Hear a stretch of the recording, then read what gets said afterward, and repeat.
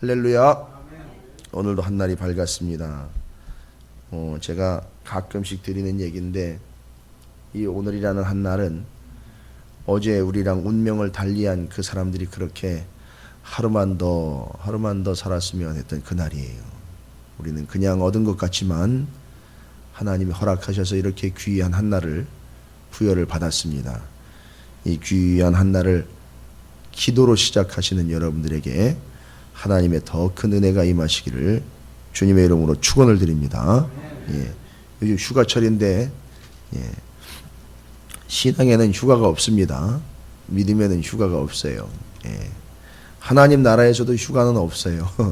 참 안식이 있을 뿐이지 휴가라는 거는 이 땅에서나 있는 얘기예요.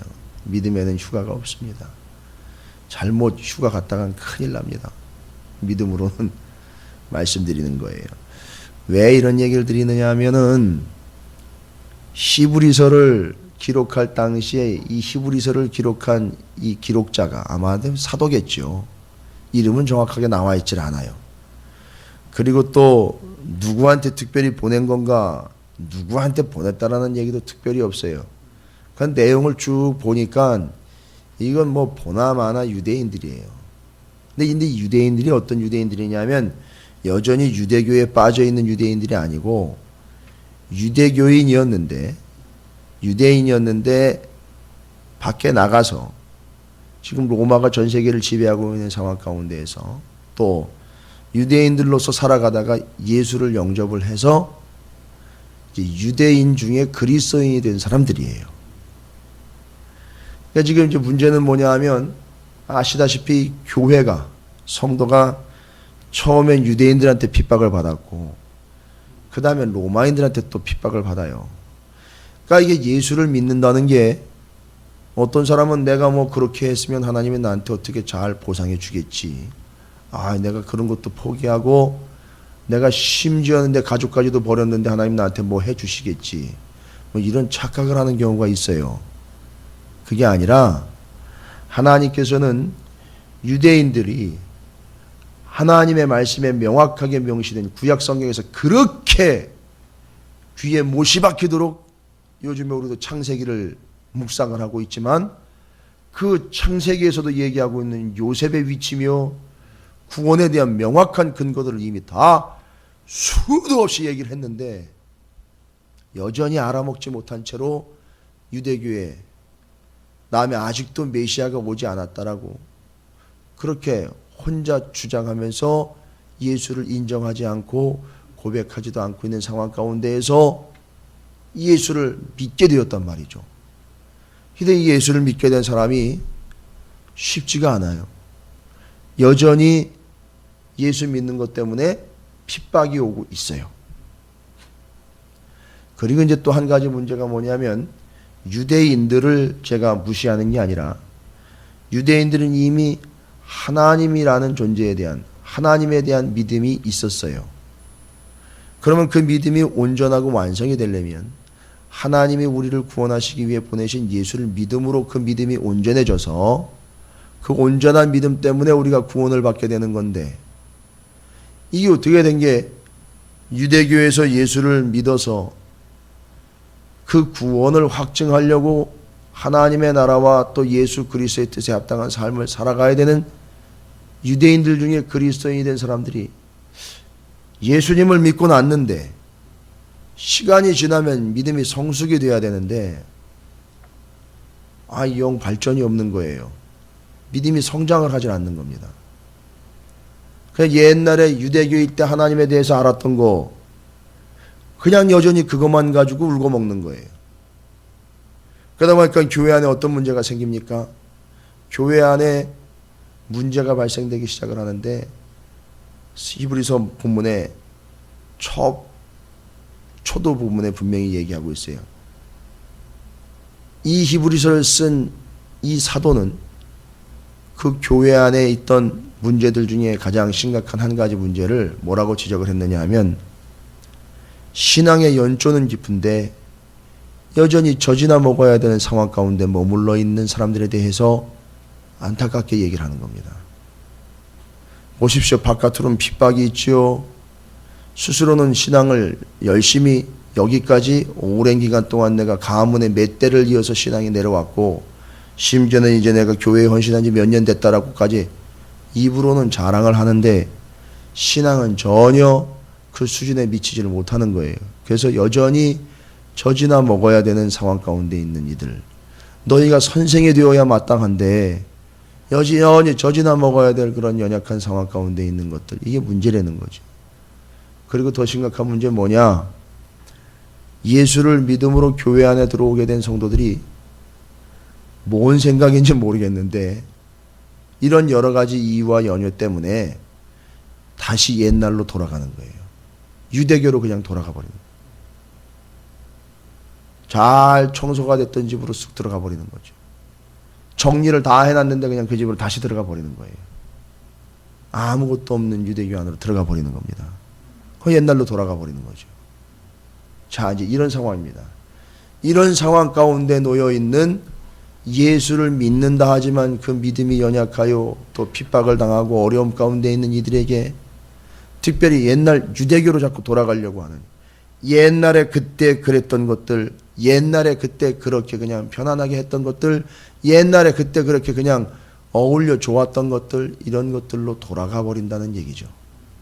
히브리서는 옛날 유대교로 다시 돌아가려고 하는 이 말도 안 되는 아주 처참하고 비참한 상황 가운데 다시 처박히게 될 그 그리스도인들에게 냉엄하고 명확하고 분명하게 선포를 합니다. 여러분, 왜 자꾸 유대교로 다시 옛날로 돌아가려고 합니까? 구원이 없습니다. 구원받는 자가 어찌 옛날로 다시 돌아가 진흙덩이에 다시 처박히는 것처럼 그렇게 옛날 방식으로 또 옛날 믿음으로 옛날에 그 죽은 그 썩은 시체와 같은 존재로 돌아가려고 합니까? 라고 이야기하면서 유대교로 돌아가려고 하는 이들에게 정확하게 그러면 알고 가든지 알면 갈 수 없을 터니 들어보십시오. 유대교로 돌아간다는 건 뭘 이야기하는 건지, 옛날로 돌아간다는 건 뭘 얘기하는 건지 들어보십시오. 그건 아닙니다. 라고 설명을 하는 거예요. 자, 그럼 이제 보세요. 유대인으로서 이런 유대인들로서 예수를 믿게 된 사람들이 가지고 된 지금 세 가지 문제점에 대해서 말씀드렸어요. 핍박이 있어요. 그러니까 자꾸 어렵다고 얘기하는 거냐, 자꾸 힘들다고 얘기해요. 그 다음에 신앙의 연조는 깊으나 신앙이 성숙하지를 못했어요. 여전히 젖이나 먹어야 되는 상황이고, 그 다음에 이제 안 되겠으니까 옛날로 돌아가자는 거죠. 괜히 예수 믿어가지고 고생은 징땅하고 오해란 오해는 다 받고 옛날에 집들 다 버리고 와가지고선 나는 이렇게 고생하고 있다. 옛날로 돌아가자. 바로 이제 이런 고민 가운데 있는 이들에게, 유대교로 다시 돌아가려고 하는 이들에게 히브리서를 기록한 사도는 그렇게 얘기를 합니다. 여러분, 유대교가 그렇게 가치 있다라고 여겨지는 이유가 이제 유대인들은 이거 알고 있습니다. 유대교의 자랑거리가 뭐냐 하면 성전, 그리고 모세예요. 율법이고요. 그럼 뭔 얘기입니까? 유대교로 돌아간다는 거는 성전으로 다시 돌아간다는 얘기고, 그죠? 율법으로 다시 돌아간다는 얘기고. 예. 그 다음에 모세. 왜 모세로 다시 돌아가느냐 하면, 모세를 제가 폄하하는 게 아니라 유대인들은 모세를 최고로 쳤어요.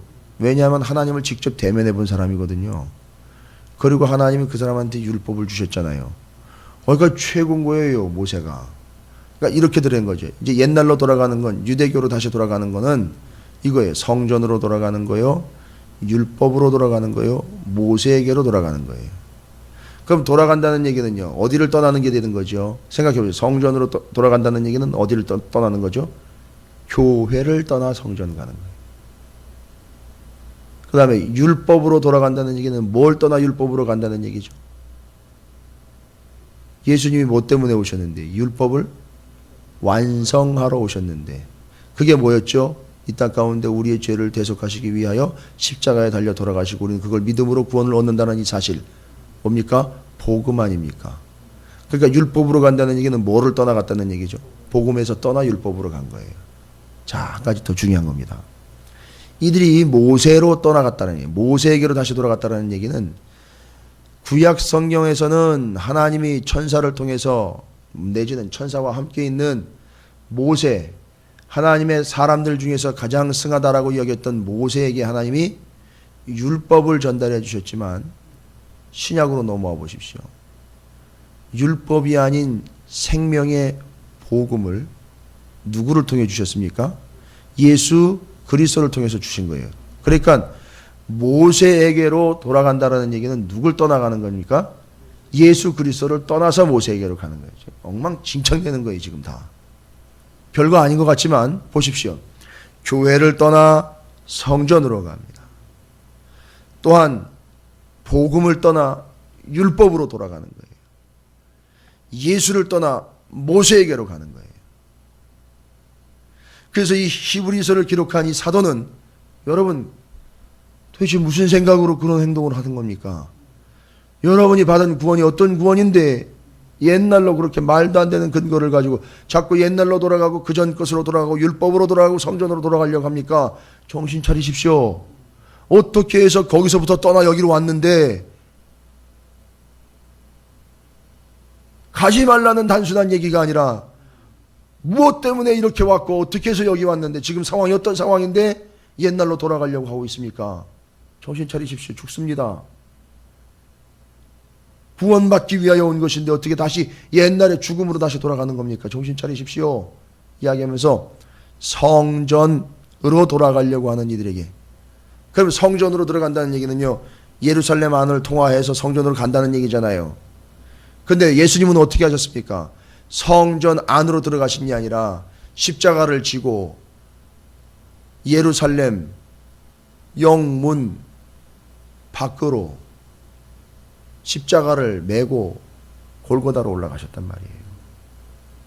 그래서 히브리서에 보면 예수를 믿는 모든 이들에게 영문 밖으로 나아가자라고 이야기하는 거예요. 옛날 유대인들이 자꾸 성전 중심으로 성전 안으로 들어가는 거 그거 하지 말고 우리 그리스도인들은 예수님처럼 십자가를 지고 영문 밖으로 나아가야 되는데 자꾸 성전 안으로 들어가려고 하니까, 옛날로 돌아가려고 하니까 영문 밖으로 나아가라는 이야기가 기록이 되어 있는 거예요. 누구든지 자기 십자가를 지고 나를 따르라 라는 주님의 음성에 귀를 기울이라는 거였죠. 다 그런 이유에서 그런 말씀들이 기록이 되어 있었던 것이고요.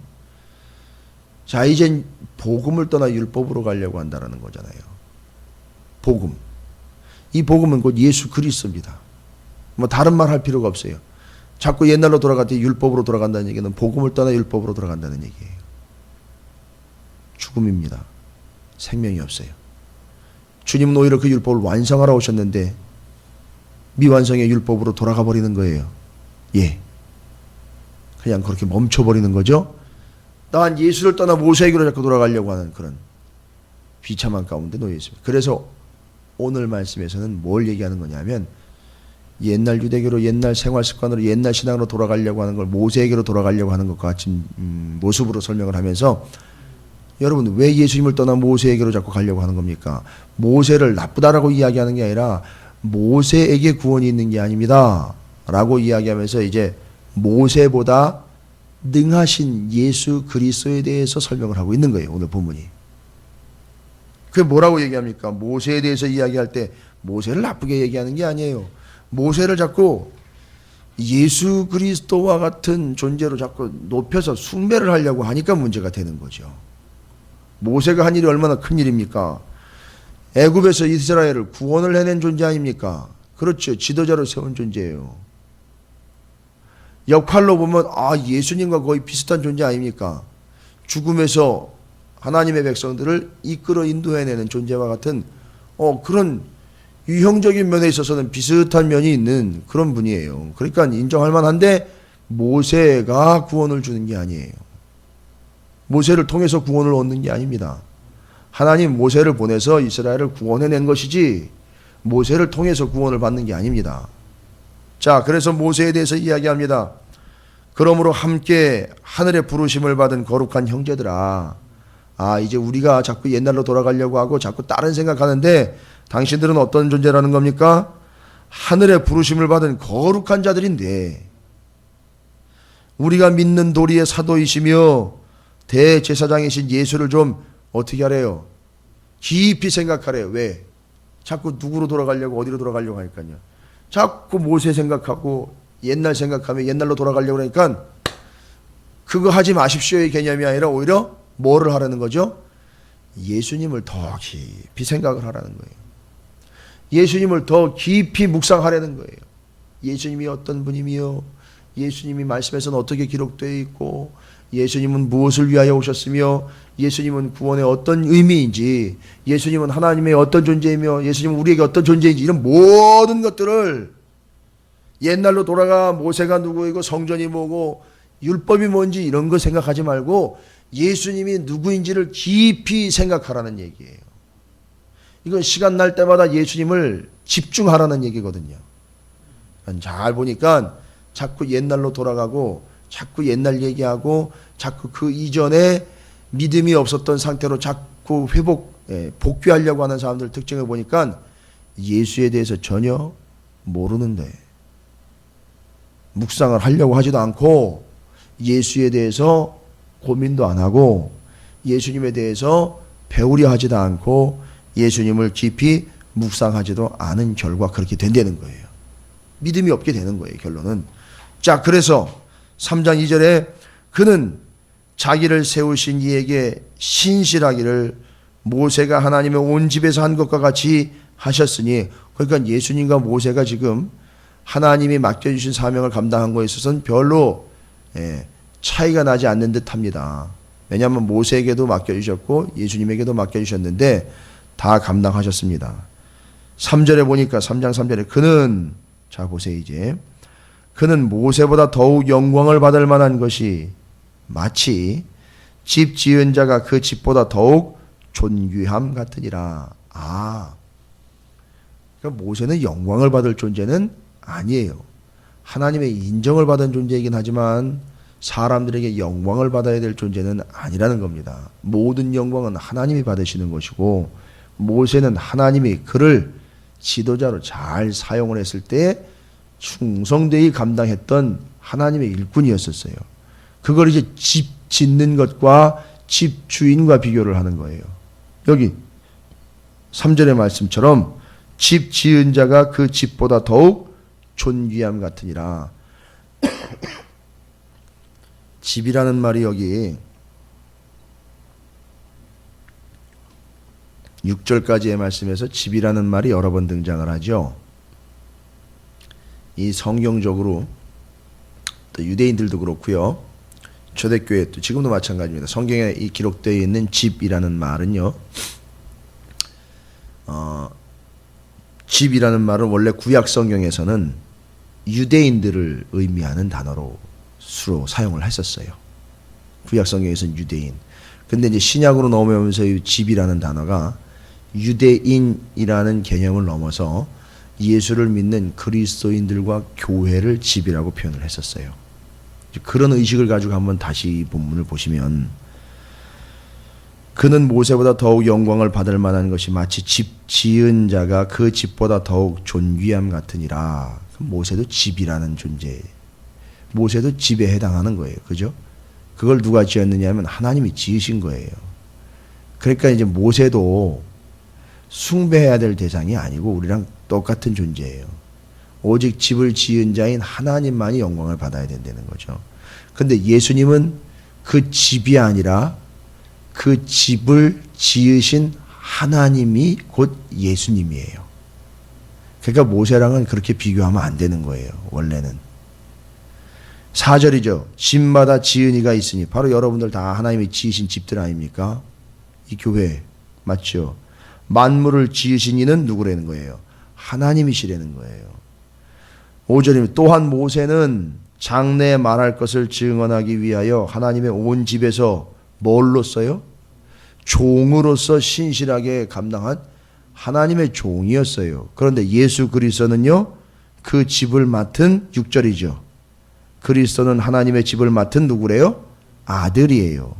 그러니까 아들과 종인 모세와 예수는 비교하면 안 돼요. 자꾸 옛날로 돌아간다는 것은 예수님인 아들을 버리고 집 주인을 버리고 그 집의 종이었던 모세에게로 돌아가는 거나 마찬가지가 되는 겁니다. 이렇게 돼버리는 거죠. 그래서 오직 모세가 아니라 예수 그리스도에게 집중하십시오라고 이야기하는 거고, 6절 말씀이 다시 한번 읽으면 그리스도는 하나님의 집을 맡은 아들로서 그와 같이 하셨으니, 하나님과 같이 하셨으니 우리가 소망의 확신과 자랑을 끝까지 굳게 잡고 있으면 우리는 뭐래요? 그의 집이라. 온전한 집이 된다는 거예요. 그 주님을 끝까지 붙잡고 있으면 온전한 집이 된다는 거예요. 또 한 가지, 집이라는 얘기가 자꾸 나오니까 구약 성경에서는 의미상 집을 유대인들이라고 얘기를 했다 그랬고, 신약으로 넘어오면 그 집은 그리스도인들과 교회라는 걸 얘기를 드렸어요. 그 왜 집이라는 걸 자꾸 얘기를 하느냐면, 생각해 보십시오. 유대교회에 있다가 예수를 믿게 되면 유대교회에서 떠나와야 돼요. 물론 이제 처음에 유대인들이 예수를 믿었을 때 유대 본토의 땅에서는요, 처음 그리스도인들은 회당에서 모였었어요. 같이. 예수를 믿는 사람도 뭐 어떻게 따로 뭐 교회를 바로 만들어가지고 교회에서 뭐 조직화해가지고 시스템화해서 만들어가지고 바로 빠져나온 게 아니기 때문에 처음에는 바울도 회당에 들어가서 이 복음을 전했던 거 여러분들도 다 성경에 보시면 나와 있는 걸 아실 거예요. 회당에 가서 유대인들에게 복음을 전했다고 얘기를 했고, 유대인들 중에 처음에 예수를 믿는 사람들도 역시 회당을 출입을 했었어요. 그리고 이제 시간이 지나면서 나중에 공식적으로 정식적으로 교회라는 시스템이 추후 100년에서 200년 사이가 돼야 이제 나옵니다. 시스템적으로. 그러니까 그 안에서, 회당 안에서 예수를 믿는 사람들하고 예수를 믿지 않는 유대인들하고 같이 일단은 예배를 드렸었어요. 근데 이제 예수를 믿는다라는 건 이제 시간이 지나면서 뭘 의미하는 거냐면, 유대인들과 같이 있을 수가 없어요. 이제는 예수를 믿는 이들이, 지금도 보세요. 모세를 존귀히 여기는 것과 예수를 존귀히 여기는 것이 부딪힐 수밖에 없습니다. 유대인들은 예수를 인정을 안 하니까 같이 있을 수가 없어요. 그러니까 어떻게 됩니까? 유대인들 중에 예수를 믿게 된 사람들은 회당에서 쫓겨나게 돼요. 그러니까 회당에서 쫓겨난다라는 이야기는 다른 게 아니에요. 회당에 못 들어온다는 얘기는 유대 공동체 안으로 들어올 수가 없다는 걸 얘기를 하는 거예요. 그러면 친척들과의 관계도 끊어지게 되겠죠. 그렇죠? 회당에서 나옵니다. 친척들과의 관계에서 끊어집니다. 그럼 뭔 얘기입니까? 잘 보세요. 회당도 집이에요. 어떻게 보면 작은 집입니다. 그런데 가족들에게서도 떨어져 나갑니다. 가족도 집이에요. 거기서 빠져나오는 거예요. 쫓겨나오는 거예요. 그러니까 이렇게 예수를 믿는다 하면서 처음에는 각오를 했어요. 쫓겨나는 건 당연하지. 빠져나와야지. 오해받지. 그러니까 거기 있을 수 없지. 회당에서 쫓겨나와, 가족들과 일가 친척에서 정리돼 쫓겨나와. 여러분, 거지된 거 아니에요. 하나님 뭐라고 얘기하느냐 하면, 하나님이 예수 그리스도로 지은 집, 뭡니까? 회당이라는 집, 일가 친척이라는 집에서 쫓겨나와 오갈 데 없는 신세가 된 게 교인들이라 가지고 거짓 신세로 모여가지고 떠도는 게 그리스도인들이 아니에요. 성경에서 뭘 얘기합니까? 그 형식과 그 눈에 보이는 집에서 나와 어디 집으로 들어간 겁니까? 영원한 하나님의 집으로 들어온 거예요. 그리고 우리는 종을 따랐던, 모세라는 종을 따르는 종의 신분이 아니라 예수 그리스도를 믿어 구원을 얻게 된 하나님의 자녀의 신분으로 하나님의 집에 들어온 거지, 거지가 된 게 아니라는 거예요. 그러니까 옛날에는 내가 뭐 그 집에 있었고 친척들과의 관계도 그랬고, 근데 이제 예수 믿고 난 다음에 이 꼴이 됐다고 자꾸 이야기하는, 여러분 아주 심각한 얘기입니다. 구원의 확신이 없다는 거예요. 회당의 집을 떠나, 질과 친척의 집을 떠나 하나님 아버지의 집으로 이제 다시 들어온 거예요. 제대로 들어온 거예요. 이 사람은 구원 받는 거예요. 그 집의 집주인인 예수 그리스도를 믿었기에 우리가 다 같이 그 예수 그리스도가 우리에게 뭐가 되는 겁니까? 맏형, 큰아들이 되어 우리가 예수와 같은 형제라는 존재를 회복을 해서 하나님의 나라에, 하나님의 집에 들어온 거예요. 이게 구원 얻은 교회를 이야기하는 거예요. 이걸 모르고 옛날로 돌아가는 거예요. 이제 이걸 모르고 자꾸 옛날 얘기하는 거예요. 자, 이걸 어떻게 하라는 거죠? 깊이 생각하라는 거예요. 계속 그걸 집중하라는 거죠. 옛날로 돌아가거나 비교하지 말고. 한 번 받은 구원, 한 번 붙잡은 예수 끝까지 붙잡고 가라는 거예요. 자꾸 성전 안으로, 영문 안으로 들어가려고 하지 말고 영문 밖으로 나간 예수 그리스도를 따라 그렇게 가라는 거예요. 하나님 아버지 집으로 들어가야지 왜 성전 집, 옛날 집, 회당 집으로 들어가고 그 옛날에 죽어지고 썩어질 관계로 자꾸 돌아가려고 합니까? 아닙니다. 예수만 따라가십시오. 예수님이 그 집의 아들이시고 그 집의 주인입니다. 우리는 그 집에 같이 들어가 살 예수와 같은 운명인 예수의 형제여 하나님 아버지의 자녀들이니 우리의 거할 처소는 하나님 아버지 집이지 회당이나 옛날 친척들의 집이 아닙니다. 모세를 따라갈 일이 아닙니다 라고 이야기하는 거예요. 이게 우리가 구원받은 의 의미입니다. 여러분, 우리가 그래서 6절 끝에 보면 그 집 지어진 대로 들어가는 존재일 뿐만 아니라 뭐라 그럽니까? 그리스도는 하나님의 집을 맡은 아들로서 그와 같이 하셨음이. 우리 믿는 자들이요, 여러분들 이 새벽기도에 나온 여러분들 있지 않습니까? 여러분이 소망의 확신, 여러분 뭔 소망일까요 이게 도대체? 거기서 쫓겨났지요, 정리하고 왔지요, 교회로 기독교로 넘어왔어요. 예수를 믿게 됐습니다. 뭐 다 끊어진 것 같고 없어진 것 같은데 무슨 소망일까요? 구원에 대한 소망이에요. 그 구원에 대한 소망의 확신. 또 심지어는 뭐래요? 자랑을 하래요. 누구를 자랑을 하는 겁니까? 예수 그리스도를 자랑을 하는 거예요. 그런데 그걸 어떻게 하래요? 끝까지 굳게 잡으랍니다. 그렇게 되면 어떻게 된다고요? 어떻게 되는 겁니까? 우리가 그의 집이 된다 그랬어요. 아예 우리는 집이 어디 있나 이렇게 찾아서 들어가려고 하는 게 본성인데 아예 우리가 뭐가 된다고요? 집이 되는 거예요. 하나님의 집이 되는 거예요. 그럼 이 집에는 누가 임하게 되는 겁니까? 예수 그리스도 하나님 아버지가 임하시게 되는 거예요. 우린 집을 찾아다녔는데 내가 집이 됐다는 거예요. 할렐루야. 아니 세상에 이거보다 가장 크고 강력한 복음과 은혜가 어디 있습니까? 나는 살 집이 없어 맨날 이 집 살까 저 집 살까, 내 집은 평수가 얼만데 쟤네 집은 평수가 얼마고 이런 거 비교해가면서 옛날로 자꾸 돌아가려고 하고 있는 판인데 하나님은 나에게 예수를 통해 얻은 구원을 이렇게 확증시켜주고 있어요. 그렇게 끝까지 믿고 붙잡고 가면 네가 바로 하나님이 임하는 하나님의 집이 된다 라고 이야기를 해주고 계셔요.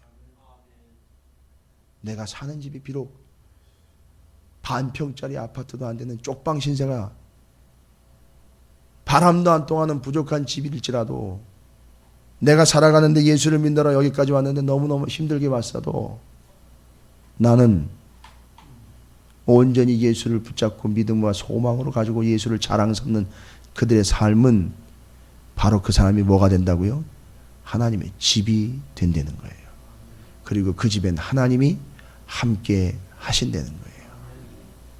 이 놀라운 복음을 어찌 헌신짝처럼 버리고 옛날로 돌아갑니까 여러분? 정신 차리고 돌아오십시오. 예수를 더 깊이 생각해 보십시오. 그럴 수 없을 겁니다. 바로 여러분이 오늘 말씀에 기록된 대로 우리는 그의 집이라.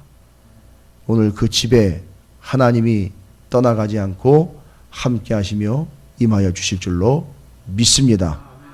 예수를 깊이 생각하시고 묵상하시고 6절 말씀 다시 읽습니다. 그리스도는 하나님의 집을 맡은 아들로서, 우리가 믿는 그리스도예요. 우리가 믿는 그리스도는 하나님의 집을 맡은 아들로서 그와 같이 하셨으니 우리가 구원의 소망의 확신과 예수 그리스도의 자랑을 끝까지 굳게 잡고 있으면 우리는 그의 집이 되고 그 집에 하나님이 함께 하시느니라. 아멘. 여러분의 삶이 바로 그런 삶이 되시기를 주님의 이름으로 축원을 드립니다.